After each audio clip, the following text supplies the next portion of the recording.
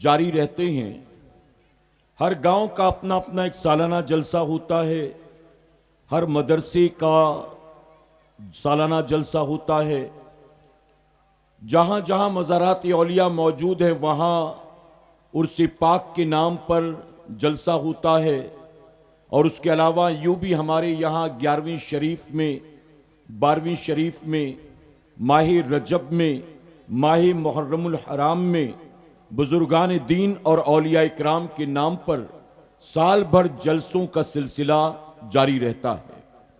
میرے پیارے آقا علیہ الصلوۃ والتسلیم کے پیردیوانوں، اس کے باوجود بھی مجھے بہت معذرت کے ساتھ یہ تلخ بات عرض کرنی پڑتی ہے کہ جن علاقوں میں، جن شہروں اور اسٹیٹس میں صدیوں سے جلسے ہو رہے ہیں، سینکڑوں جلسوں میں شرکت کے باوجود بھی میری قوم کو ایسی محفلوں میں کیسے آیا جائے، اب تک اس کی بھی تمیز نہیں ہے۔ بتائیے غلط تو نہیں کہہ رہا ہوں میں؟ صحیح ہے سر۔ ان محفلوں میں آنے کے آداب کیا ہیں؟ اگر 20 جلسے اٹینڈ کرنے کے بعد ہمیں ان محفلوں میں شرکت کے آداب بھی نہیں معلوم، تو پھر بتائیے کہ ان محفلوں میں آ کر ہم نے حاصل کیا کیا ہے؟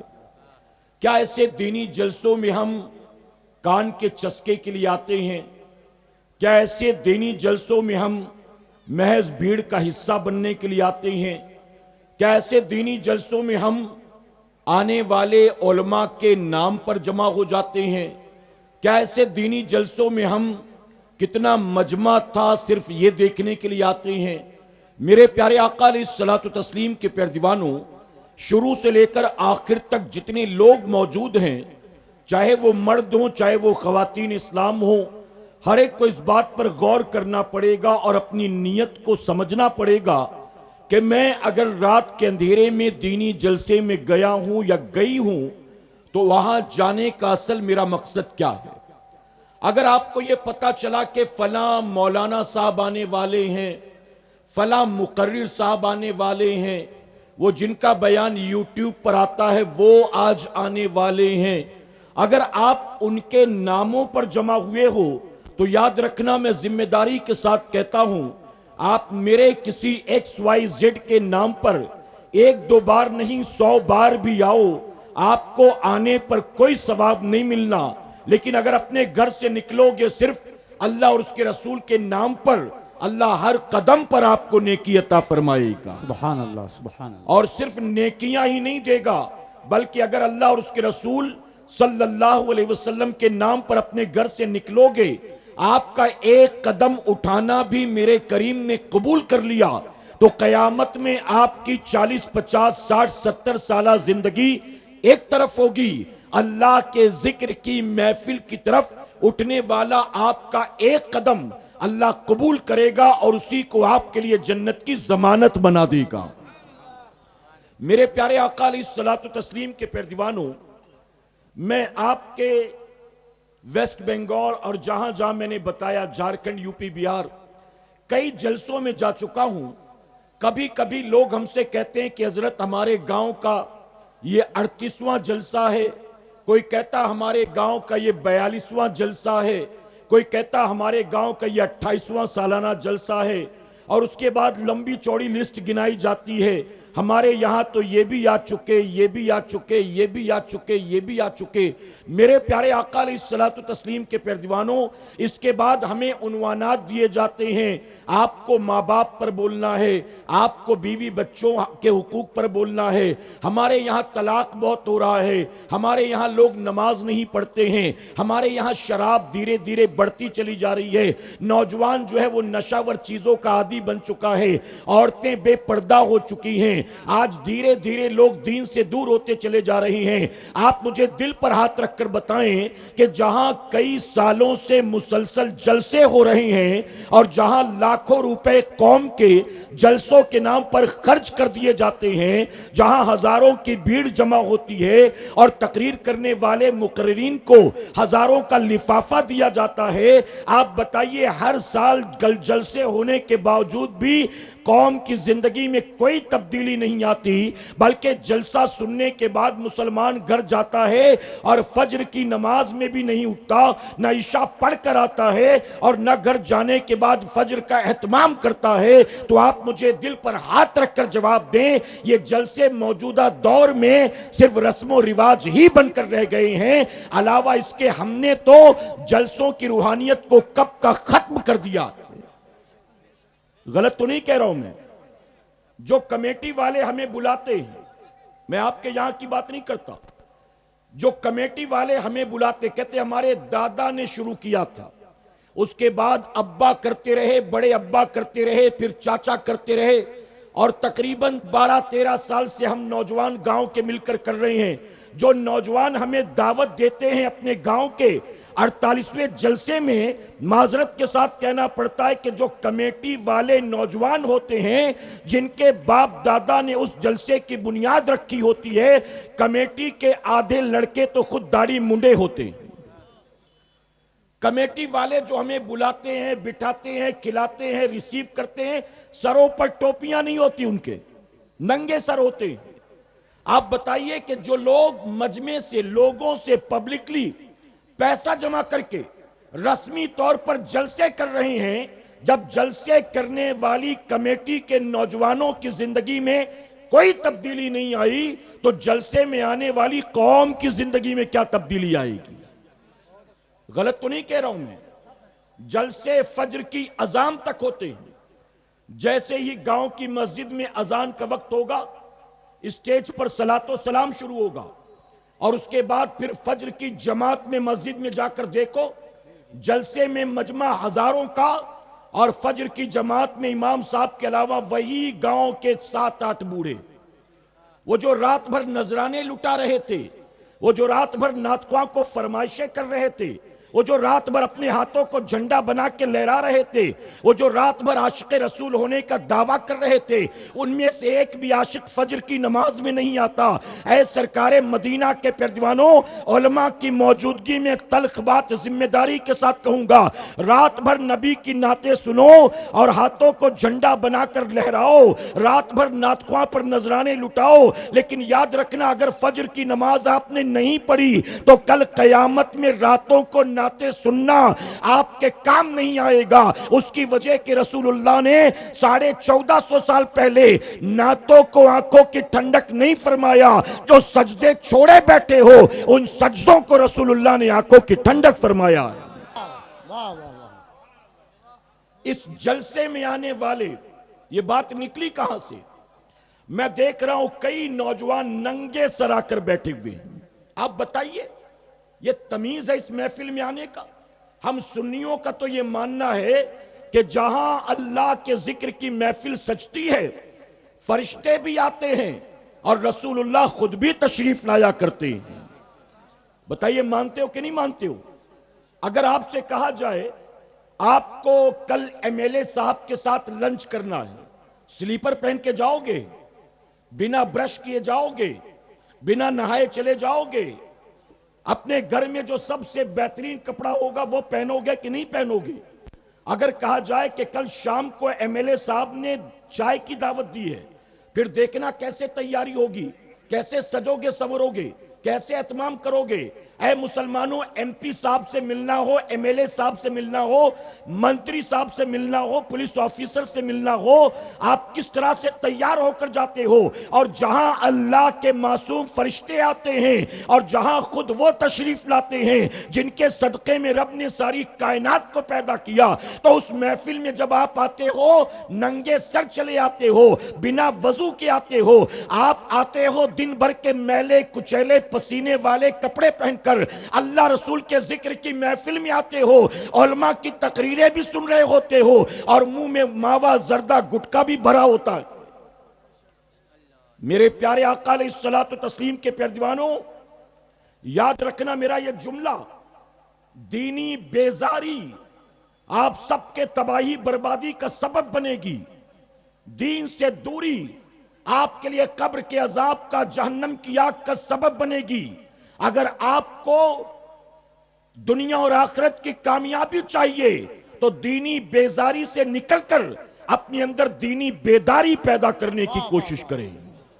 محض رسم و رواج والے سنی نہ بنو، محض جلسے جلوس والے سنی نہ بنو، محض چادر گاگر عرس والے سنی نہ بنو، محض رسمی طور پر چند نعرے لگانے والے سنی نہ بنو، محض اپنی زبان سے عشق رسول کا دعویٰ کرنے والے، زبانی جمع خرچ کرنے والے مت بنو.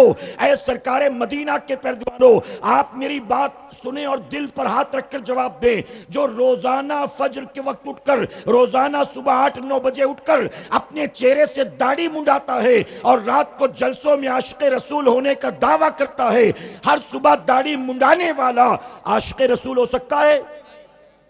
اپنے بوڑھے ماں باپ کو جھڑکی دینے والا، اپنے بوڑھے ماں باپ کو آنکھ دکھانے والا کسی اینگل سے عاشق رسول ہو سکتا ہے؟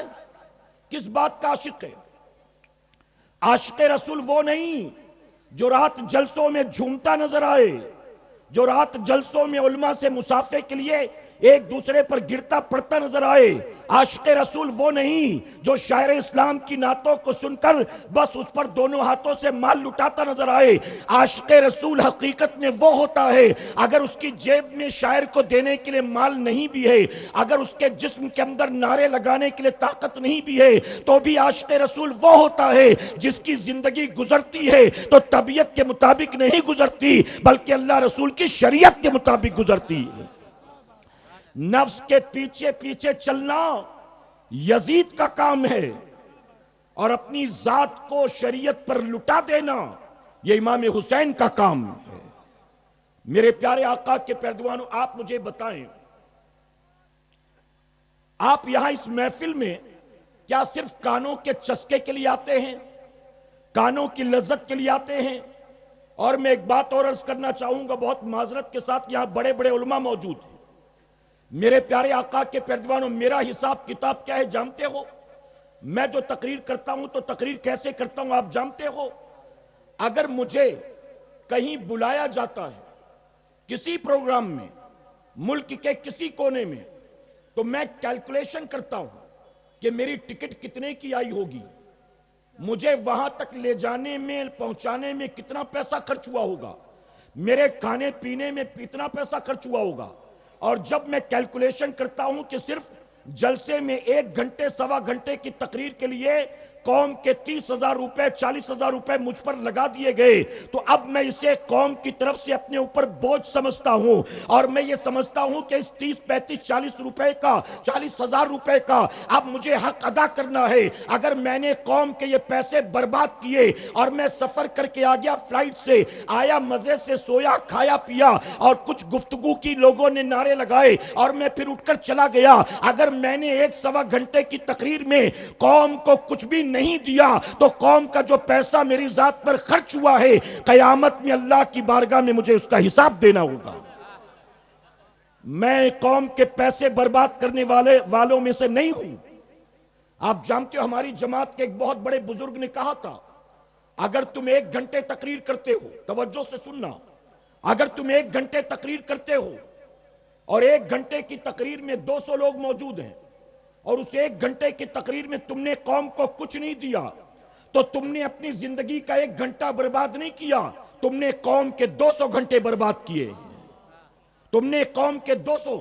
جب میں ان ساری چیزوں کو ذہن میں رکھتا ہوں تو اتنا بڑا برڈن، اتنا بڑا بوجھ ہوتا ہے کہ قوم نے مجھ پر بھروسہ کر کے اپنی حلال کمائی کا، محنت کا مال جو مجھ پر خرچ کیا ہے، اگر میں نے اس قوم کے پیسے کا حق ادا نہ کیا تو قیامت میں اپنے رب کو کیا جواب دوں گا؟ میرے پیارے آقا کے پیروانوں، اگر کوئی پانی ضائع کرے تو قیامت میں اسے اس کا بھی حساب دینا ہوگا. قوم کے پیسے کوئی برباد کرے تو کیا اللہ کی بارگاہ میں اس کا جواب نہیں دینا؟ آپ مجھے بتائیں، روٹی کھانے میں زیادہ مزہ آتا ہے کہ چٹنی کھانے میں زیادہ مزہ آتا ہے؟ سمپل سا سوال ہے، جواب دیں. چٹنی میں ذائقہ زیادہ ہوتا ہے کہ روٹی میں؟ جی چٹنی میں نا. روٹی میں تو کوئی ٹیسٹ ہوتا ہی نہیں ہے. ٹیسٹ کس میں ہوتا ہے؟ چٹنی میں. لیکن صحت کے لیے روٹی اچھی ہے کہ چٹنی اچھی ہے؟ جی اگر آپ روٹیاں کھائیں گے تو صحت کو کوئی نقصان ہے، لیکن روٹی چھوڑ کر صرف چٹنی کھانا شروع کر دیں تو آپ کا کیا ہوگا؟ پہلے تو آپ چٹنی کو کھاؤ گے، بعد میں کچھ مہینوں کے بعد چٹنی آپ کو کھانا شروع کر دے گی۔ بتائیے ہے کہ نہیں؟ مزہ چٹنی میں ہے، روٹی میں نہیں ہے۔ لیکن صحت کے لیے چٹنی اچھی نہیں، روٹی اچھی ہے۔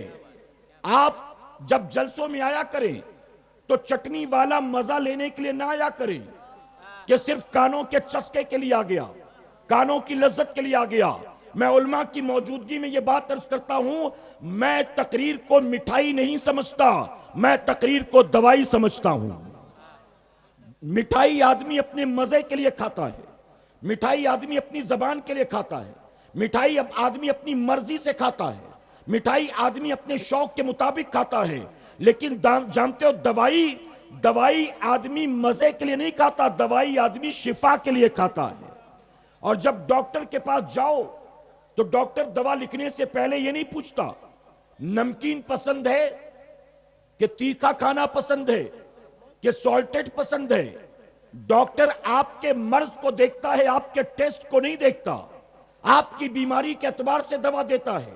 میں بھی قوم کو بیماری کے اعتبار سے دوا دیتا ہوں، میں مٹھائی لے کر نہیں آیا، میں دوائی لے کر آیا ہوں۔ اور میرے سامنے جو مجمع موجود ہوتا ہے اس مجمع کو میں اپنا فین نہیں سمجھتا، اپنا چاہنے والا نہیں سمجھتا، بلکہ جو مجمع سامنے ہوتا ہے میں اسے مریض سمجھتا ہوں۔ آپ کہیں گے ہمیں کس بات کا مرض ہے؟ ہم تو بالکل فٹ ہیں، ہم تو بالکل ایک دم ایکٹیو ہیں، ہمیں کون سی بیماری ہوئی ہے؟ اے سنیو، تمہیں ایسی بیماری ہو گئی ہے جس کا تمہیں بھی پتہ نہیں ہے۔ جیسے کرونا کال میں اگر کسی کو کرونا ہو جائے تو اسے خود بھی نہیں پتا چلتا تھا، وہ کہتا بس کھانسی آ رہی ہے، کرونا ہوا کہ نہیں ہوا اس کو نہیں پتا۔ 3 دن سے بخار آ رہا ہے، کرونا ہوا کہ نہیں ہوا اس کو نہیں پتا۔ جیسے کرونا کسی کو ہو جائے اسے پتا نہیں چلتا کہ اسے کرونا ہو گیا، اسی طرح ہماری قوم کو ایسی بیماریاں ہو گئی ہیں کہ قوم کو پتہ ہی نہیں ہے کہ مجھے کوئی بیماری بھی ہو گئی ہے۔ آپ بتائیے روزانہ ہر 24 گھنٹے میں جان بوجھ کر ایک ایک کر کے 5 نمازیں قضا کرنا، کیا یہ بیماری نہیں ہے؟ یہ بیماری نہیں ہے۔ جھوٹ بولنا یہ بیماری نہیں ہے۔ وعدہ خلافی کرنا، کسی کی غیبت کرنا، کسی کا مذاق اڑانا، کسی کو اپنے مقابلے حقیر سمجھنا، کسی کو جھڑکی دینا، کسی کو لوگوں کے سامنے ذلیل کرنا، کسی کی غیبت و چغلی کرنا، کیا بتائیے یہ بیماری نہیں ہے؟ سود کے دھندے کرنا، لاٹری کا ٹکٹ نکالنا، رات بھر پب جی کھیلنا، رات بھر یوٹیوب پر گندی فلمیں، ڈرامے، کھیل تماشے دیکھنا، کیا بتائیے یہ بیماری نہیں ہے؟ آئی پی ایل کا میچ تو 5 گھنٹے پابندی سے دیکھو اور آپ ایک وقت کی نماز ادا نہ کرو، کیا یہ بیماری نہیں ہے؟ اے سرکار مدینہ کے پیروانوں، سود کے دھندے کرنا، جوا کھیلنا، شراب پینا، زنا کرنا، drugs, heroin, M D, Corex, whitener کا استعمال کرنا، کیا بتائیے یہ بیماری نہیں ہے؟ نگاہوں کی آوارہ گردی، زبان کی آوارہ گردی، اخلاق و کردار کی آوارہ گردی۔ ہمارے محلے میں رہنے والی، ہمارے پڑوس میں کوئی بھی بہو بیٹی ہماری نظر سے محفوظ نہیں ہے، ہماری زبان سے محفوظ نہیں ہے، کیا یہ بیماری نہیں ہے؟ میں کتنی بیماریاں گناؤں، بلکہ میں علماء کی موجودگی میں ایک بات عرض کرنا چاہوں گا۔ ارے جن گناہوں کی وجہ سے اللہ نے پوری کی پوری قوم پر اپنا عذاب نازل کر دیا اور پوری قوم کو قیامت تک کے لیے صفحے ہستی سے مٹا کر عبرت کا نشان بنا دیا گیا، آج اگر دیکھا جائے تو وہ بیماریاں بھی قوم مسلم کے اندر پائی جاتی۔ غلط تو نہیں کہہ رہا ہوں میں؟ میرے پیارے آقا کے پیروانوں، زنا کرنا، شراب پینا، جھوٹ بولنا، نماز نہ پڑھنا، صرف یہی گناہ مسلمان نہیں کر رہا ہے، بلکہ قوم لوط پر جس گناہ کی وجہ سے عذاب ہوا، آج مسلمانوں میں کئی ایسے لوگ بھی موجود ہیں جو اس برائی میں بھی مبتلا ہیں۔ آج مسلمانوں کی بیٹیاں بھنگیوں کے ساتھ، چماروں کے ساتھ بھاگ رہی ہیں، کیا یہ قوم کے اندر بیماری نہیں ہے؟ آج ہمارے گھر کی عورتیں بے حیا ہو گئیں، بے پردہ ہو گئیں، بے غیرت ہو گئیں، پورا پورا سال گزر جاتا ہے، اللہ کا سجدہ نہیں کرتی، کبھی وضو کی ضرورت نہیں پڑتی، کبھی گھر میں مصلی نہیں بچھاتی، کبھی قرآن کی تلاوت نہیں کرتی، کیا یہ بتائیے بیماری نہیں ہے؟ میں کتنی بیماریاں گناؤں اے سرکار مدینہ علیہ الصلوۃ والتسلیم کے پیروانوں۔ آج پوری دنیا میں قوم مسلم کے ذلت اور رسوائی کے جتنے ریزنز ہیں، اس میں ایک سب سے بڑا ریزن یہ بھی ہے، ہم مسلمان صرف پیدائشی ہیں، اس وجہ سے مسلمان رہ گئے۔ ہم مسلمان ماں کی کوکھ سے پیدا ہوئے، ہم مسلمان باپ دادا کے گھر میں پیدا ہوئے، ہم صرف اس لیے مسلمان ہیں کہ کیونکہ ہم پیدائشی مسلمان ہیں۔ علاوہ اس کے آپ مجھے بتائیں، مسلمان ماں باپ کے گھر میں پیدا ہونے کے بعد زندگی گزرتی چلی جا رہی ہے، ہم نے کبھی قریب سے دین کو سیکھنے کی کوشش کی ہے؟ کبھی دین کو سیکھنے کی کوشش کی؟ آپ جانتے ہیں ایک رپورٹ کے مطابق اگر میں آپ سے پوچھوں ہندوستان میں مسلمانوں کی آبادی کتنی ہے، پاپولیشن کتنی ہے، تو کوئی کہے گا 20 کروڑ، کوئی کہے گا 25، کوئی 28، کوئی 30۔ انڈیا کی ٹوٹل پاپولیشن 140 کروڑ، 140 کروڑ میں مان لیجئے 25 کروڑ مسلمان ہیں۔ توجہ ہے نا آپ کی؟ آپ دیکھیں یہاں آپ کا دھیان رکھیں، مجھے بہت مختصر وقت دیا گیا ہے اور اس لیے میں تمہید میں گیا نہیں، سیدھے اپنے عنوان پر آیا۔ اس کی وجہ کہ آپ جانتے ہیں کہ اب جیسے جیسے ایک ایک مہمان آنے لگیں گے پھر اینڈ میں ٹائم شارٹ پڑنے لگے گا، تو اس لیے میں تیزی سے اپنی بات رکھ رہا ہوں تاکہ میں اپنی بات تو مکمل کر سکوں، ورنہ میرے جانے کے بعد کوئی یہ نہ کہے کہ سید صاحب سے پہلے جو تقریر ہوئی تھی کچھ سمجھ ہی میں نہیں آئی۔ تو میں چاہتا ہوں کہ آپ سمجھیں، اور سمجھنے کے لیے جسم کے ساتھ ذہن کو رکھ کر حاضر رکھنا ضروری ہے۔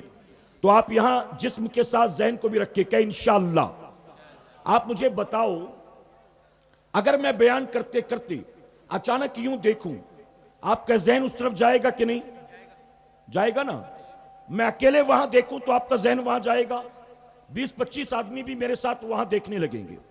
اب میں بیان کر رہا ہوں، آپ میرے سامنے بیٹھیں اور آپ میں سے 15 آدمی دائیں دیکھیں، 18 آدمی بائیں دیکھیں، تو میں انسان نہیں ہوں؟ میرا مائنڈ ڈائیورٹ نہیں ہوگا؟ بتائیے، میں اکیلے ایسے دیکھوں تو آپ کا ذہن یہاں جائے، اور آپ میرے سامنے بیٹھے اور آپ دائیں بائیں دیکھ رہے، میرا مائنڈ ڈائیورٹ نہیں ہوگا؟ سیدنا عثمان غنی رضی اللہ تعالیٰ عنہ جب خلیفہ بنے، پہلی بار جمعہ کا خطبہ دینے کے لیے منبر پر کھڑے ہوئے تو جانتے ہو کیا فرماتے آپ فرماتے، مجھے آج وہ دن یاد آ رہا ہے جس دن میں پہلی بار گھوڑے پر سوار ہوا تھا۔ پہلی بار گھوڑے پر، کہتے جب پہلی بار گھوڑے پر سوار ہوا تو ایسا لگ رہا تھا کہ اب گرا کہ تب گرا۔ ایسے ہی منبر پر جب خطبہ دینے کے لیے میں کھڑا ہوا تو میرے دل میں وہی ڈر پیدا ہوا کہ اب گیا کہ تب گیا، اور آپ نے اس کو بالکل معمولی سمجھ رکھا ہوا ہے۔ آپ یہ سمجھتے ہو کہ یہ کاروباری لوگ ہیں، ان کا روز کا یہی کام ہے، یہ اپنا کام کرے ہم اپنا کام کریں۔ میرے پیارے آقا کے پیروانوں، ہماری پوری گفتگو آج کے اس جلسے کو جو منعقد کیا گیا ہے اور بڑے بڑے علماء کو جو دور دراز سے یہاں بلایا گیا ہے اور آپ جو یہاں آ کر بیٹھے ہیں، تو اس پورے جلسے کو سجانے کا اصل مقصد کیا ہے؟ کتنے آئے تھے، کون کون آیا تھا، کون بیچ میں اٹھ کے چلا گیا، کون نظر ہی نہیں آیا، یہ سب دیکھنے ہم نہیں آئے ہیں۔ اگر آ کر بیٹھ گئے ہو تو آپ کی توجہ پوری طرح سے منبر رسول پر ہونی چاہیے، اور منبر رسول سے جو پیغام دیا جائے، اللہ رسول کے فرامین پہنچائے جائے، پوری نظر اس پر ہونی چاہیے۔ تو اب آپ ڈسٹرب تو نہیں کریں گے نا؟ توجہ سے سنیں گے آپ میرے پیارے آقا علیہ الصلوۃ والتسلیم کے پیروانوں۔ تو میں عرض کر رہا تھا کہ کئی سال ہو گئے سینسیکس ہوئے، جن گڑنا ہوئے تو ایگزیکٹ نمبر کسی کو نہیں پتا، لیکن ایک موٹی مثال کے طور پر اندازے کے مطابق 140 کروڑ انسانوں میں ہندوستان میں تقریباً 25 کروڑ کلمہ پڑھنے والے ہیں، 25 کروڑ۔ اب ایک انڈین اسلامک آرگنائزیشن کے ذریعے ہندوستان کے مسلمانوں پر سروے کیا گیا، توجہ سے سننا، ہندوستان کے مسلمانوں پر سروے کیا گیا اور رپورٹ تیار کی گئی، تو جانتے رپورٹ کیا آئی؟ اسلامک آرگنائزیشن کے ذریعے انڈین مسلمز پر جو سروے کیا گیا، سروے کی رپورٹ ہمارے اور آپ کے لیے شرم سے ڈوب مرنے والی ہے۔ सर्वे की रिपोर्ट ये आई कि तकरीबन मोर देन 60% मुसलमान, हिंदुस्तान के 60% से ज्यादा मुसलमान वो हैं जिन्हें पहला कलमा भी नहीं आता है। आप बताइए, ये शर्म से डूब मरने की बात है कि नहीं है? साल भर जलसे हो रहे हैं, लोग जलसा अटेंड करने के लिए 20-20, 25-25, 30-30 किलोमीटर सफर करके जा रहे हैं, कई कई रातें नींद कुर्बान कर देते हैं। अभी तो सिलसिला चल रहा जलसों का, आज यहां दस्तार बंदी, कल वहां दस्तार बंदी, परसों फला साहब वहां आने वाले हैं, परसों उनका बयान होने वाला है। आप बताइए कि पूरी पूरी रात हम ट्रैवल कर रहे हैं और हम कई रातों से सोए नहीं हैं, हम मुसलसल जलसे अटेंड कर रहे हैं। ऐ मुसलमानों, साल भर जलसे अटेंड करने के बाद, उलमा के खिताबात को सुनने के बाद, 11वीं 12वीं की नजरों नियाज करने के बाद, गली मोहल्लों को सजाने के बाद, जुलूस के नाम पर घंटों पैदल चलने के बाद, इमाम हुसैन के नाम पर न जाने खिलाफे शरा कौन कौन से रस्म रिवाज हैं जिसको जिंदा करने के बाद, अगर साल भर ये सब कुछ करने के बाद मेरी कौम को पहला कलमा भी नहीं आता है, तो बताओ कब्र में अपने साथ लेकर क्या जाओगे? मेरे प्यारे आका के प्यारे दीवानों, आज शादियों में लाखों रुपए खर्च होते हैं, माँ बाप जिंदगी भर की कमाई दांव पर लगा देते हैं अपने बेटे बेटी की शादी में, दिखावे की खातिर औकात से बढ़कर पर्सनल लोन लेना पड़े, जेवर गिरवी रखना पड़े, जो भी हो, रिश्तेदारों से, दोस्त अहबाब से कर्ज लो, लाखों रुपए कर्ज के तौर पर जमा करके माँ बाप अपने बेटे बेटी की शादी कराते हैं। लेकिन मैं आपसे पूछना चाहता हूं, जिसकी शादी में माँ बाप ने लाखों रुपए खर्च कर दिए, अपने बेटे के सर सेहरा बांधने से पहले, अपनी बेटी के हाथ पीले करने से पहले, क्या माँ बाप ने उन्हें बिठाकर कभी गुस्ल करने का तरीका भी सिखलाया है? कि बेटी तेरी शादी की पहली रात है, सुबह उठेगी तो तुझ पर गुस्ल फर्ज होगा, गुस्ल कैसे किया जाए? क्या बताइए माँ बाप ने अपनी औलाद को यह सिखाया? मेरे प्यारे आका के प्यारे दीवानों, अभी अभी शबे बारात गुजरा। शबे बारात में मुझे आपके यहां नहीं पता कि क्या क्या होता है, लेकिन हमारे मुंबई जैसे शहर में शबे बारात में एक तरीका आम है कि मुसलमान इस रात कब्रिस्तान जाते हैं और जाकर अपने मरहुमीन के लिए बख्शिश की दुआएं करते हैं। हमने कई नौजवानों को देखा, साल भर की मसरूफियत के बाद जब शबे बारात में कब्रिस्तान आता है तो कब्रिस्तान में पहुंचने के बाद अपने दोस्तों से पूछता है कि यार मुझे याद नहीं आ रहा है, तुझे याद है तो बता, अब्बा की कब्र ये वाली है कि वो वाली है? पहले कब्रिस्तान में एक पेड़ था जिससे बासानी पता चल जाता था, कब्रिस्तान वालों ने पेड़ काट दिया तो अब पता ही नहीं चल रहा कि अब्बा की कब्र कौन सी है। आप बताइए, उस बेटे को सब पता है, अब्बा का अकाउंट कौन कौन से बैंक में है, अब्बा का मार्केट में कितना पैसा अटका हुआ है, अब्बा ने कहां कहां खेत खरीद रखा है, अब्बा ने कहां कहां प्रॉपर्टी खरीद रखी है, अब्बा ने मार्केट में कितना इन्वेस्ट कर रखा है, फला से अभी भी 2 लाख आना बाकी है, फला से भी 50,000 आना बाकी है। अब्बा अपने पीछे क्या कुछ छोड़ कर गए, जवान बेटे को बाप के 1-1 रुपए की खबर है, जमीन के 1-1 इंच टुकड़े की खबर है, हर अकाउंट की, फिक्स डिपॉजिट की, LIC पॉलिसी की, सब चीजों की खबर है। लेकिन बाप के मरने के 2-3 साल के बाद जवान बेटा बाप की कब्र का निशान भूल जाता है। क्या लेकर जाओगे और अपने पीछे औलाद को क्या देकर जाओगे? मेरे नबी, तवज्जो है ना आपकी? जो आ रहे हैं जा रहे हैं उनको अपना काम करने दें, आपकी तवज्जो, मैं आपसे मुखातिब हूं, ठीक है? जो डिस्टर्ब करने आए मैं उनको देखता भी नहीं हूं, उसकी वजह कि ये वक्त जाए होता है इनके चक्कर में। एक मरतबा दुरूद शरीफ पढ़ लें आप, अल्लाहुम्मा सल्ली अला मुहम्मद व आलिहि अल्फ। मेराज की शब मेरे आका सल्लल्लाहु अलैहि वसल्लम का गुजर जब आसमानों से हुआ तो मेरे नबी फरमाते हैं, मैंने आसमान पर एक नूरानी चेहरे वाले बुजुर्ग को बादल का तकिया लगाकर बैठा हुआ देखा। बुजुर्ग के सामने बहुत से लोग मौजूद थे।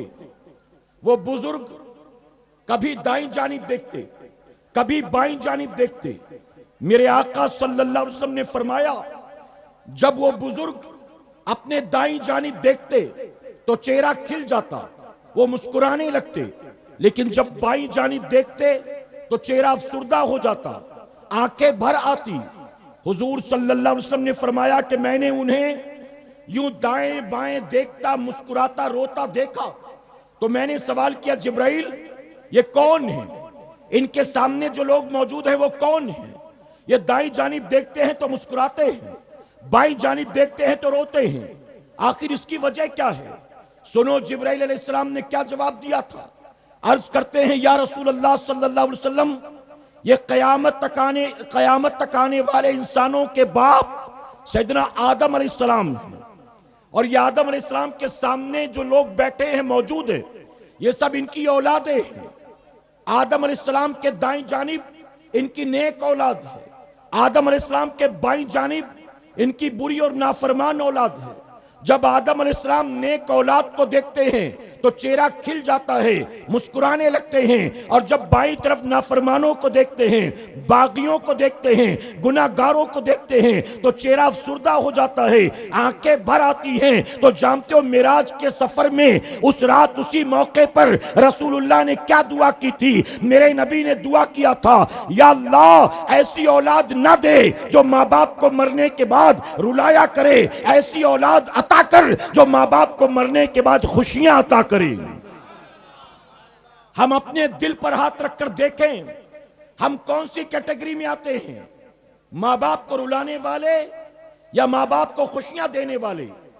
رات کے اندھیرے میں جوان بیٹا اگر موبائل پر بیٹھا جنگلی رمی کھیل رہا ہے، پب جی کھیل رہا ہے، یوٹیوب پر ہیروئنوں کی گندی گندی ویڈیو دیکھ رہا ہے، لوگوں کی ریل، انسٹاگرام، سٹوری، ٹک ٹاک اسی میں لگا ہوا ہے، رات کے 2:30-3 بجے ماں کی آنکھ کھلی، 62 سال کی بوڑھی ماں آواز دے کر کہتی بیٹا گلا سوکھ رہا ہے تھوڑا سا پانی پلا دے، تو بیٹا ماں سے کہتا ہے کہ امی رکو 5 منٹ میں آتا ہوں۔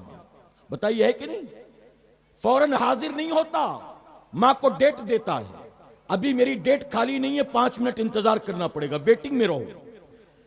ماں پھر 10 منٹ انتظار کرتی ہے اور پھر کہتی بیٹا پانی نہیں دیا تو نے؟ کہتا امی بس 2 منٹ میں لے کر آیا۔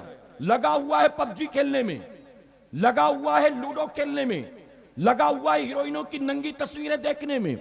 بوڑھی ماں بستر پر پڑی پانی مانگتی ہے، جوان بیٹا بھاگ کر پانی نہیں پلاتا۔ میرے نبی نے 1450 سال پہلے فرمایا تھا نماز عشاء کی امامت کے لیے میرے آقا مصلی پر آ کر کھڑے ہوئے، آپ نے پلٹ کر دیکھا، جہاں جہاں تک نظر پڑتی تھی وہاں وہاں تک غلاموں نے صفے لگا لیا تھا، دائیں بائیں جہاں دیکھتے لوگ موجود تھے صفوں میں۔ اپنے پیچھے لوگوں کی بھیڑ دیکھ کر رسول اللہ نے کیا فرمایا تھا؟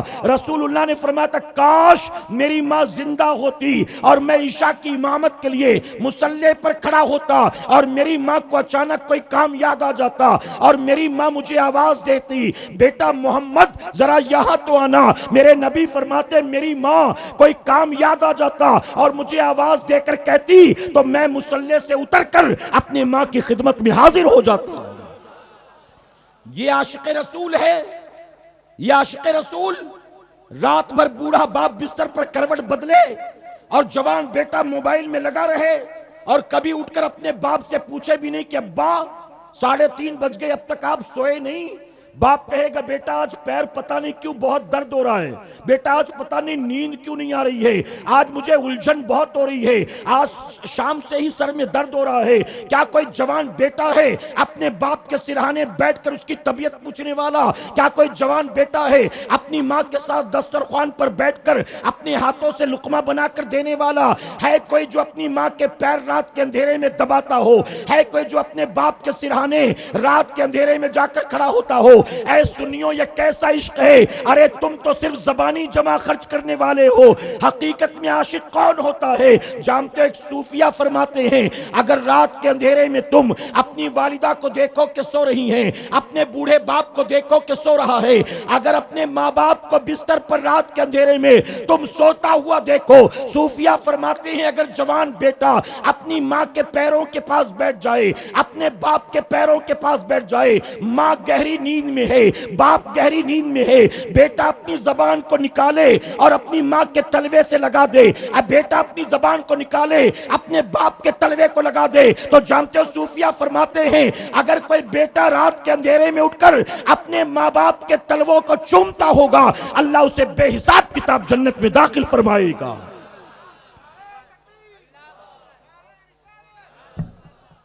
اپنی اولاد کو چومنے کے لیے تیار ہو، اپنی بیوی کو ہمہ وقت چومنے کے لیے تیار ہو، اپنے پیر کے ہاتھ نہیں پاؤں تک چومنے کو تیار ہو، لیکن اپنی بوڑھی ماں کو کبھی محبت سے مسکرا کر سلام کرنے کو تیار نہیں ہے۔ اللہ تمہیں عزت دے گا، اللہ تمہیں کامیابی دے گا۔ خواجہ اویس قرنی کا نام سنا ہوگا، خواجہ اویس قرنی رضی اللہ تعالیٰ عنہ میرے نبی کے زمانے میں تھے، اگر قرن سے نکل کر مدینہ منورہ جاتے اور اپنے ماتھے کی نگاہوں سے میرے نبی کے چہرے ودعا کی زیارت کر لیتے تو قیامت تک انہیں تابعی نہیں بلکہ صحابی رسول کہا جاتا۔ ماں بوڑھی تھی، ماں نابینا تھی، ماں معذور تھی، ماں بیٹے کی خدمت کی محتاج تھی، اس وجہ سے بوڑھی ماں کو چھوڑ کر اویس قرنی میرے نبی کی خدمت میں حاضر نہ ہو سکے، لیکن رسول اللہ ناراض نہیں ہوئے۔ کسی صحابی نے یہ نہیں کہا کیسا عاشق ہے، اگر اتنی محبت تھی تو حضور کی بارگاہ میں آنا تو چاہیے۔ حضور کا زمانہ ملا پھر بھی حضور کی خدمت میں نہیں آیا اور بہت بڑا عاشق بنتا ہے۔ اے سرکار مدینہ کے پردوانوں، اویس قرنی نے بوڑھی ماں کو یوں ہی نہیں چھوڑا، ماں کی خدمت میں غلامی میں لگے رہے، اور اویس نے ماں کی خدمت کر کے رسول اللہ کی زیارت سے محروم ہو کر بتا دیا کہ ماں کی خدمت کر کے میں نبی کی نافرمانی نہیں کر رہا ہوں، اپنے نبی کی اطاعت کر رہا ہوں۔ اور میرے نبی نے اویس قرنی کے اس عمل کو کتنا پسند کیا، کتنا پسند کیا۔ میرے آقا نے سیدنا عمر فاروق اعظم کو بلایا، مولا کائنات مولا علی کرم اللہ وجہ الکریم کو بلایا، اپنا پیرہن مبارک جبہ مبارک دیا اور کہا قرن میں میرا ایک عاشق رہتا ہے، اس کا نام اویس ہے، لے جاؤ میری طرف سے یہ تحفہ اویس کو دے دینا۔ پتہ چلا جو ماں کی خدمت کرتے ہیں انہیں رسول اللہ یاد بھی کرتے ہیں، انہیں رسول اللہ تحفہ بھی بھیجتے ہیں۔ اویس قرنی کو کہا لے جاؤ میرا پیرہن دے دو، اور میرے نبی نے فرمایا اویس سے کہنا میرا یہ جبہ پہن کر میری امت کے لیے بخشش کی دعا کرے۔ پتہ چلا جو لوگ ماں کے فرما بردار ہوتے ہیں اللہ ان کی دعاؤں میں تاثیر پیدا فرماتا ہے، ورنہ ہمارے لیے رسول اللہ سے بڑھ کر کسی کی دعا ہو سکتی ہے؟ ارے جس کے لیے رسول اللہ دعا کریں پھر کسی اور کی دعا کی اسے ضرورت ہے؟ میرے نبی نے کہا اویس سے کہنا میری امت کے لیے دعا کرے۔ اے مسلمانوں، میرے نبی تعلیم دینا چاہتے تھے کہ تم اگر ماں سے محبت کرتے ہو، ماں کی غلامی کرتے ہو، ماں کی خدمت کرتے ہو تو تمہارے اس عمل کو اللہ بھی دیکھ رہا ہے، رسول اللہ بھی دیکھ رہے ہیں، اور تمہارے اس عمل کو رسول اللہ پسند فرماتے۔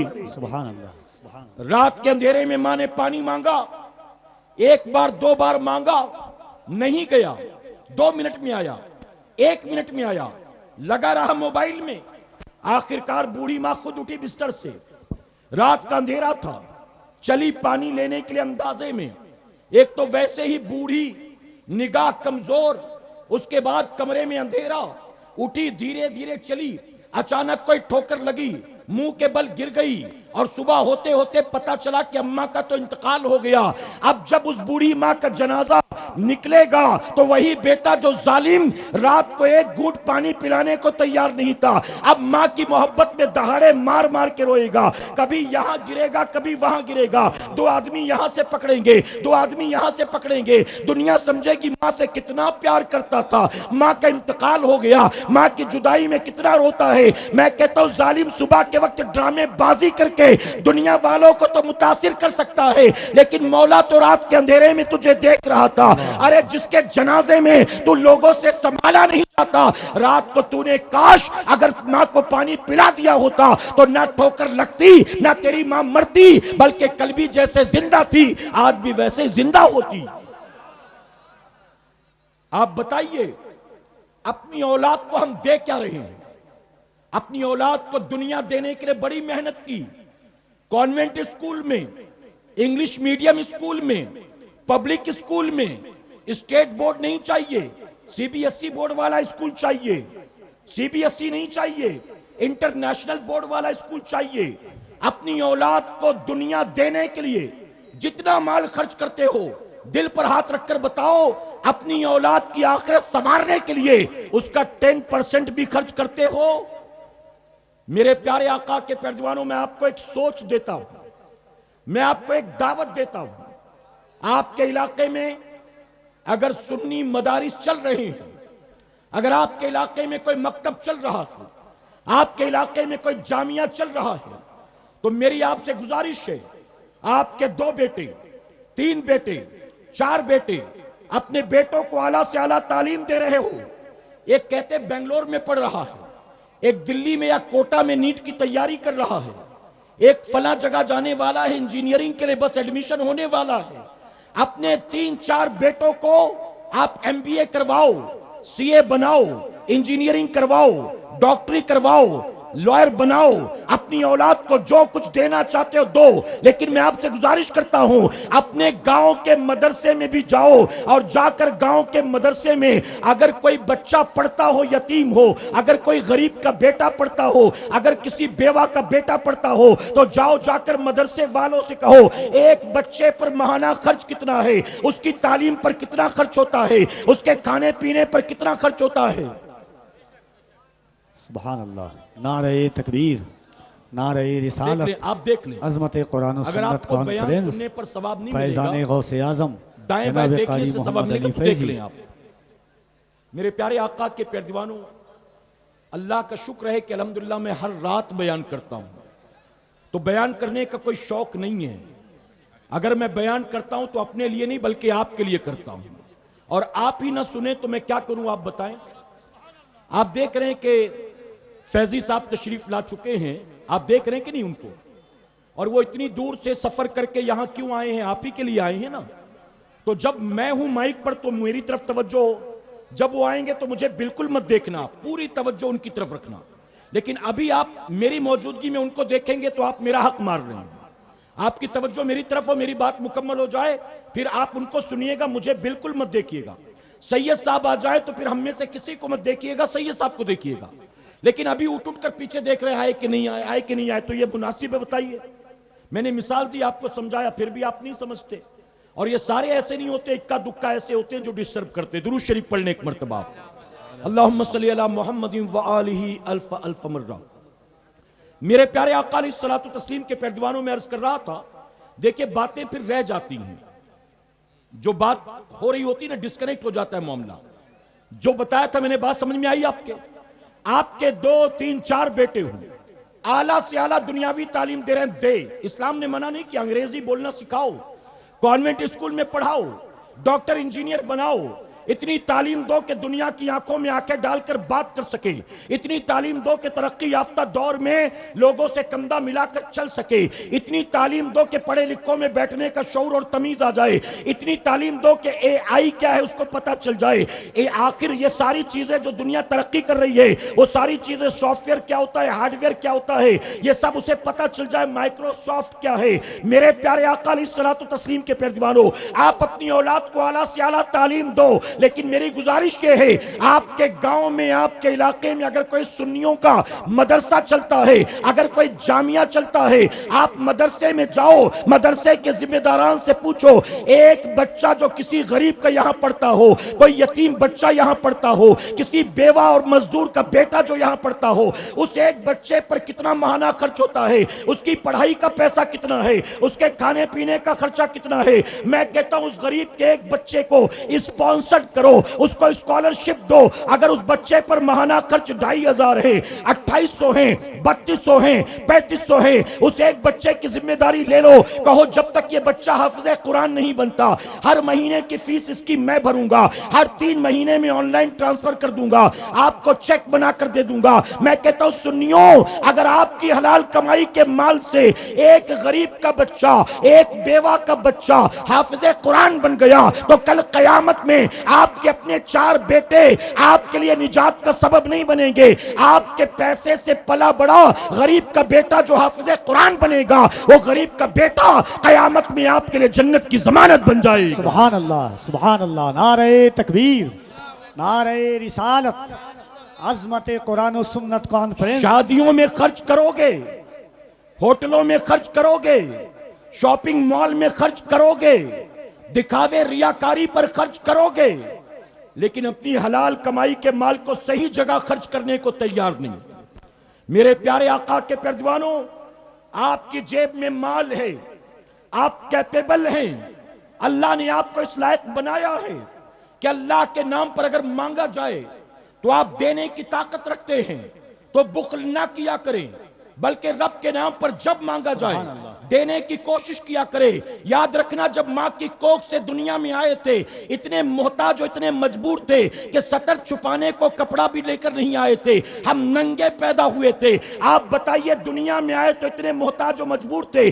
آج میرے رب نے ہمیں کتنا کچھ عطا کیا ہے. اللہ نے نام بھی دیا، پہچان بھی دی، اللہ نے ہمیں لباس بھی دیا، اللہ نے ہمیں مکان بھی دیا، اللہ نے ہمیں کاروبار بھی دیا، اللہ نے ہمارے سر پر چھت بھی رکھا، اللہ نے ہمیں آج کتنا کچھ عطا کیا.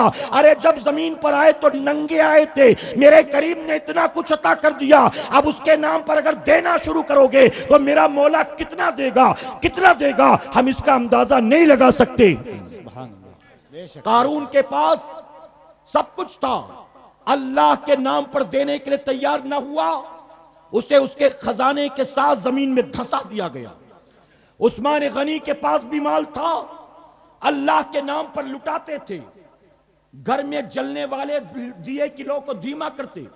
لو دھیمی پتلی ہوگی تو تیل کم جلے گا، تیل کم جلے گا تو بچا تیل اگلے دن کام آئے گا. اگر ان کے بچے دودھ اور شہد ملا کر پیتے تو تنبیہ کرتے تھے کہ دودھ الگ سے پی لیتے آج، شہد الگ سے پی لیتے کل، ایک ہی ساتھ دونوں چیزیں ملا کر کیوں پی لی. اگر نمک کھانے میں زیادہ ہو جائے، زیادہ سے مراد ذائقہ خراب نہیں ہوا، نمک زیادہ تھا تو تنبیہ کی کہ نمک بچا لیتے تو اگلے کھانے میں پھر کام آ جاتا.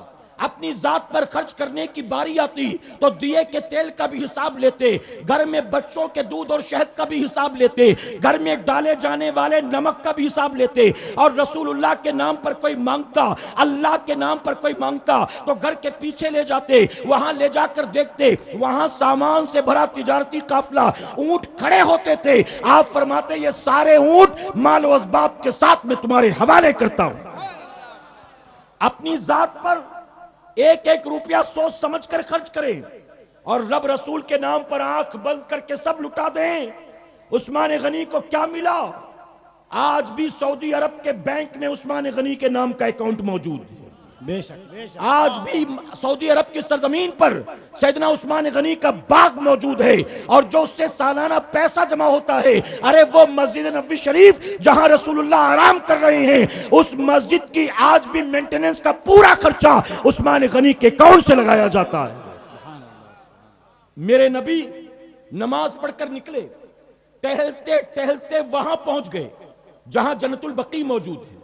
جو لوگ گئے ہیں مکہ مدینے وہ جانتے جنت البقیع. میرے آقا پلٹ کر آئے، آ کر عثمان غنی سے کہتے عثمان وہ زمین تم نے دیکھی؟ ابھی میں ٹہلتے ٹہلتے وہاں گیا تو وہ زمین مجھے بہت اچھی لگی، جاؤ جا کر ایک بار تم بھی دیکھ لو. عثمان غنی گئے، آپ نے اس زمین کے مالک کو بلایا، آپ نے اس کے ہاتھوں سودا طے کیا، وہ زمین اللہ رسول کے نام پر لکھا لی. لکھانے کے بعد نبی کی بارگاہ میں آتے ہیں، آ کر عرض کرتے یا رسول اللہ میں نے وہ زمین بھی دیکھ لی اور اس زمین کا سودا بھی میں نے آپ کے نام پر کر لیا. سبحان اللہ، واہ واہ واہ. میرے نبی نے کہا عثمان میں نے دیکھنے بھیجا تھا، تم تو سودا ہی کر کے آ گئے. تو جانتے عثمان غنی نے کیا کہا؟ عثمان غنی نے کہا آقا جو زمین آپ کو پسند آ گئی ہو اس کا مالک کوئی اور ہو، یہ میری غیرت نے گوارا نہیں کیا، اس لیے جو زمین آپ کو اچھی لگی وہ زمین میں نے آپ کی خاطر خرید لیا. واہ واہ واہ واہ. یہ حوصلے ہیں ہماری قوم میں، یہ جذبہ ہے ہماری قوم میں. میرے پیارے آقا کے پردوانوں، اپنی ذات پر جتنا خرچ کرو گے اللہ قیامت میں ایک ایک روپے کا حساب لے گا.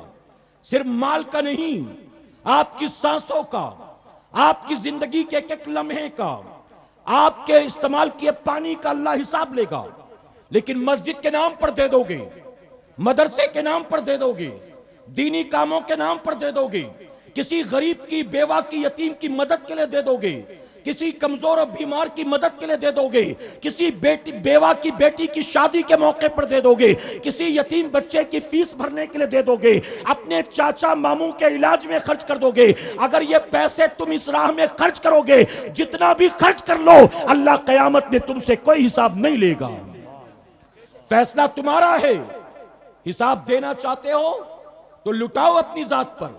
یہ شادیوں میں جو رسم و رواج ہیں، ڈول گاجے باجے ہیں، ڈی جے سسٹم ہے، پٹاخے بازی ہے، جوتا چرائی ہے، ہلدی مہندی ہے، یہ رجگے ہیں، یہ ڈھول اور طبلے کی تھاپ ہے، یہ مسلمانوں کی تھرکنے والی بیٹیاں ہیں۔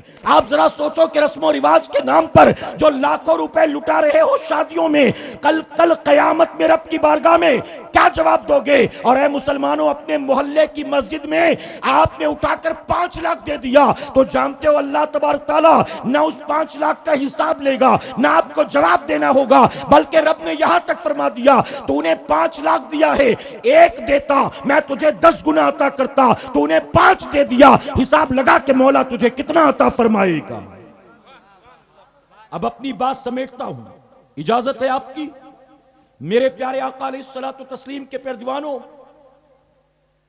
بادشاہ ہارون رشید کی بیوی جن کا تاریخ میں نام زبیدہ آتا ہے، یہ دونوں تاریخ میں بہت مشہور۔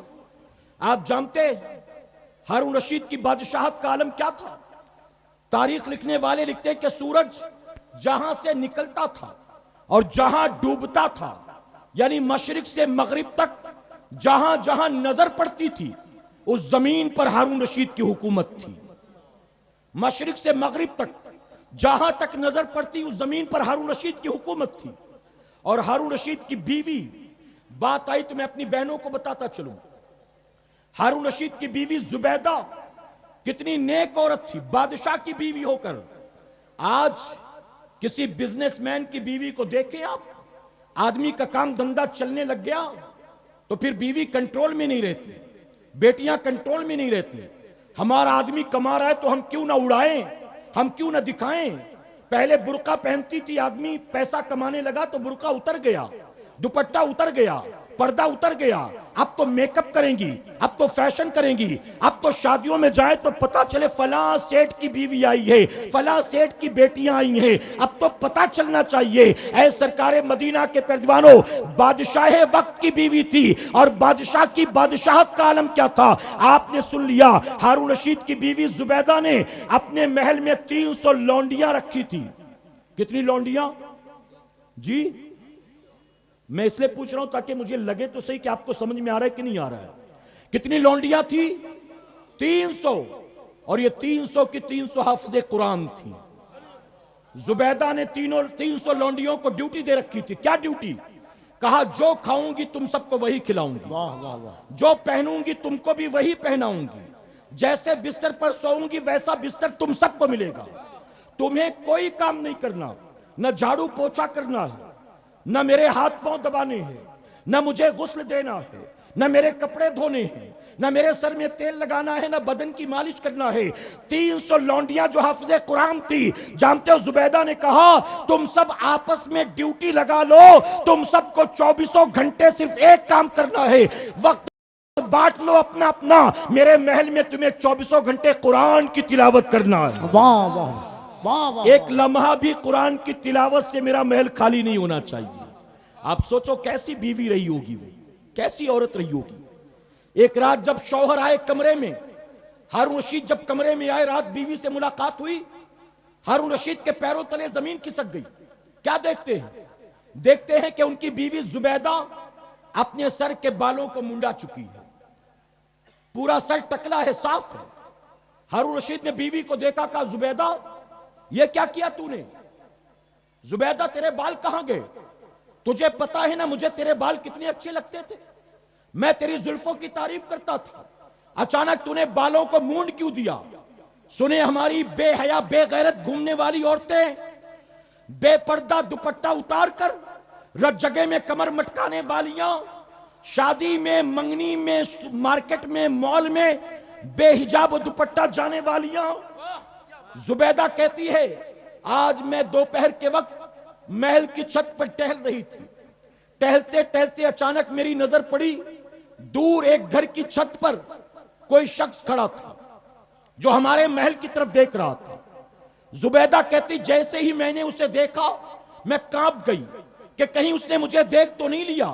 زبیدہ کہتی میں بالوں کو سکھا رہی تھی اور ٹہل رہی تھی. اچانک دیکھا کہ کوئی نوجوان دور میں اپنے گھر کی چھت پر کھڑا محل کی طرف دیکھ رہا ہے. تو جیسے ہی میری نظر پڑی میں کانپ گئی, وہاں سے بھاگی, کمرے میں آئی, اور کمرے میں آنے کے بعد زبیدہ کہتی ہیں آج تک جس کے سر کے بالوں کو سوائے محرم کے کسی غیر محرم نے نہیں دیکھا, آج پہلی بار ممکن ہے کہ کسی غیر محرم نے میرے بالوں کو دیکھ لیا ہو.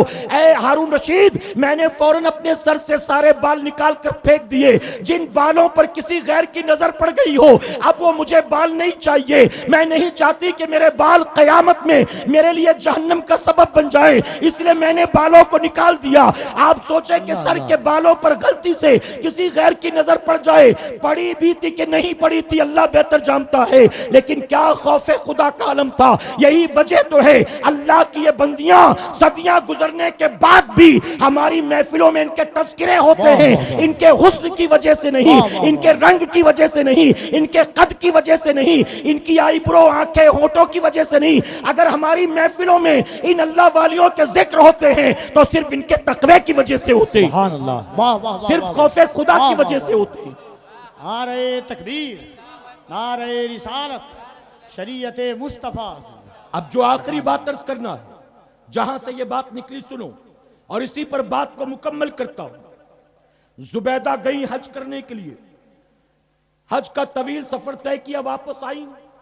واپس آنے کے بعد شہر بغداد کے, عراق کے بڑے بڑے انجینئرز کو بلایا. بلانے کے بعد کہتی ہیں کہ میں نے عرفات میں, مینا میں, مزدلفہ میں دیکھا ہے کہ وہاں پانی کی بڑی تکلیف ہے, حاجیوں کو بڑی تکلیف ہوتی ہے. اس دور میں موٹر کے ذریعے, انجن اور پائپ لائن کے ذریعے زمزم عرفات تک نہیں پہنچا تھا, مدینے تک نہیں پہنچا تھا. صرف حرم شریف میں مل جاتا تھا پینے کو زمزم. باقی کوئی مشین, انجن, موٹر, ٹینکر کچھ نہیں تھا کہ یہاں وہاں اس کو ڈسٹریبیوٹ کیا جائے. نہ بوٹلوں کا سسٹم تھا کہ فیکٹری کے ذریعے بوٹلز پیک کر بانٹی جائے. نہ ڈھابے تھے, نہ ہوٹل تھے, نہ پیکڈ منرل واٹر ملتا تھا. آپ نے کہا میں نے دیکھا سفر حج میں حاجیوں کو بڑی تکلیف ہوتی ہے, میں چاہتی ہوں دریائے دجلہ سے ایک نہر نکالی جائے اور اس کا پانی میدان عرفات تک پہنچایا جائے. اس کا پانی میدان عرفات تک. گوگل میں سرچ کر کے دیکھو کہاں شہر بغداد دریائے دجلہ اور کہاں پر میدان عرفات. جانتے ہو انجینئرز نے کیا کہا؟ انجینئرز نے کہا کہ نیت بہت اچھی ہے, اللہ ثواب دے گا, لیکن کام ممکن نہیں ہے, پاسبل نہیں. زبیدہ نے کہا وہ کیوں؟ تو انجینئر کہتے ہیں کہ درمیان میں کئی پہاڑیاں آتی ہیں, صحرا آتے ہیں, جنگل آتے ہیں, آبادیاں آتی ہیں. درمیان میں یہ ساری چیزیں حائل ہیں, ہزاروں کلومیٹر کا ڈسٹینس ہے. پانی کو یہاں سے لے کر وہاں تک پہنچانا پریکٹیکلی پاسبل نہیں. تو آپ نے کہا رکاوٹ کیا ہے, تکلیف کیا ہے؟ تو لوگ کہنے لگے وقت بہت لگے گا, مزدور بہت لگیں گے, پیسہ بہت لگے گا. تو زبیدہ نے کہا میرے پاس وقت کی, مزدوروں کی, پیسوں کی کوئی کمی نہیں ہے. ہر فاوڑے کے بدلے 2 سونے کے سکے دینے پڑے تو بھی میں دوں گی, لیکن یہ کام تو کرنا ہی کرنا ہے. یہ کام تو کرنا ہی کرنا ہے. جن لوگوں نے حج عمرہ کیا ہوگا, مقدس مقامات کی زیارت کے لیے جاتے ہوں گے, اگر گائیڈ جانکار ہوتا ہے تو نہر زبیدہ کے نشانات دکھاتا ہے. آج بھی عرفات کے قریب نہر زبیدہ کے نشانات موجود ہیں. زبیدہ نے کہا یہ کام کرنا ہی کرنا ہے, چاہے جتنا خرچ ہو, جتنا ٹائم, جتنا مزدور. ان لوگوں نے کہا ٹھیک ہے, آپ نے جب طے ہی کر لیا تو چلو. انہوں نے سروے کرنا شروع کیا. تقریباً 2.5-3 سال تک سروے کیا, فائل تیار کی, لے کر آئے. کہا ہم نے زمینوں کا سروے کر لیا, کہاں زمین سخت ہے, کہاں ریتیلی ہے, کہاں پتھریلی ہے, کہاں جنگل ہے, کہاں پہاڑیاں ہیں, کہاں کتنے مزدور لگیں گے. کہاں کتنا ٹائم لگے گا, کہاں کتنا پیسہ لگے گا. یہ پوری فائل تیار ہے, آپ دیکھیں, بجٹ سینکشن کر دیں, اپروول دے دیں تو کام شروع کیا جائے. جانتے ہو زبیدہ نے پورے کاغذات کو لیا, لے کر آپ آئیں دریائے دجلہ کے پاس, پیچھے پیچھے وہ بھی چلے آتے تھے. آپ نے ایک ایک پنہ پھاڑ پھاڑ کر دریائے دجلہ میں ڈالنا شروع کیا. انجینئر پریشان تھے, سوچا ہم کو 2.5-3 سال کا عرصہ لگ گیا, لگتا ہے ان کا پلان کینسل ہو گیا. اب ارادہ بدل چکا ہے, اس وقت نیا نیا حج کر کے آئی تھی تو جذبات میں تھی, اب لگتا ہے بات سمجھ میں آئی کہ پاسبل نہیں ہے, اتنا کون خرچ کرے گا. ہر کوئی حیران تھا کہ 3 سال تک سروے کر کے ہم نے رپورٹ تیار کی, سینکشن کرنے کے بدلے کاغذات کو پھاڑ کر پھینک رہی ہیں, لیکن کسی کی جرت نہیں تھی کہ کوئی سوال کرتا.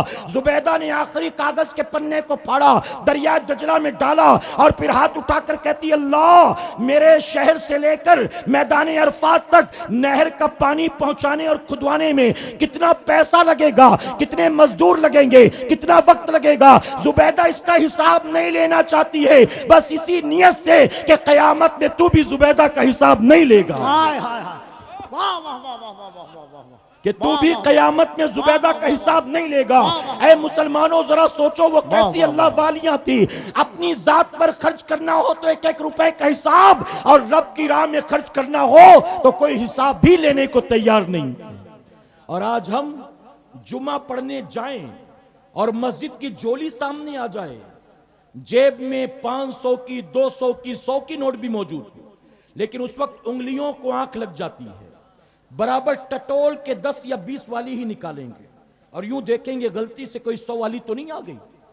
اپنی ذات پر خرچ کرنا ہو تو بے حساب, شادیوں میں کتنا خرچ, عید بقرعید کی شاپنگ میں کتنا خرچ, دلہن کے میک اپ پر کتنا خرچ, بینڈ بازے والے کو کتنا دیتے ہو, ڈی جے اور پٹاخے والے کو کتنا دیتے ہو, ویڈیو شوٹنگ والے کو کتنا دیتے ہو, جہیز کے نام پر کتنا دیتے ہو, دعوت کے نام پر کتنا خرچ کرتے ہو. اے مسلمانوں, ذات پر خرچ کرنا ہو تو بے حساب کرتے ہو, اور رب کی راہ میں دینا ہو تو حساب لیتے ہو.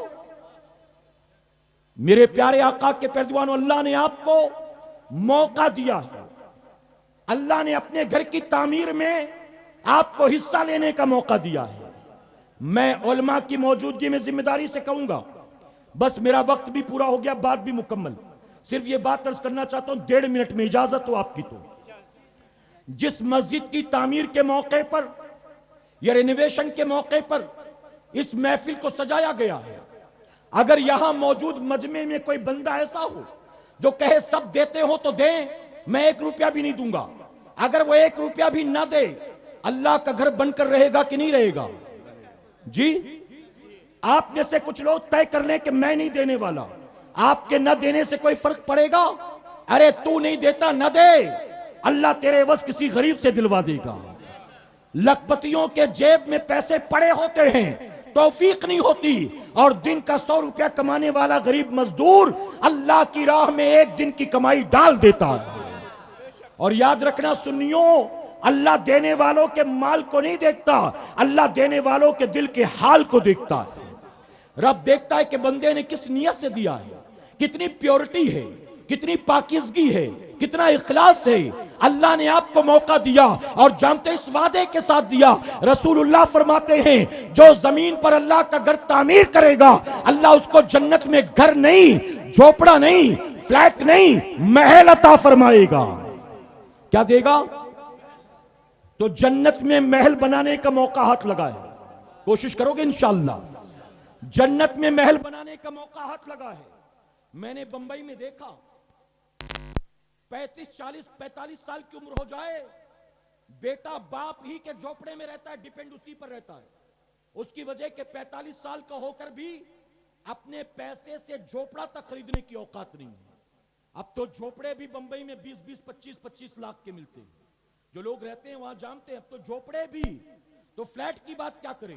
میرے پیارے آقا کے پیروان, اللہ نے تمہیں بمبئی کولکتہ میں گھر خریدنے کا موقع نہیں دیا, بنانے کا موقع عطا فرمایا.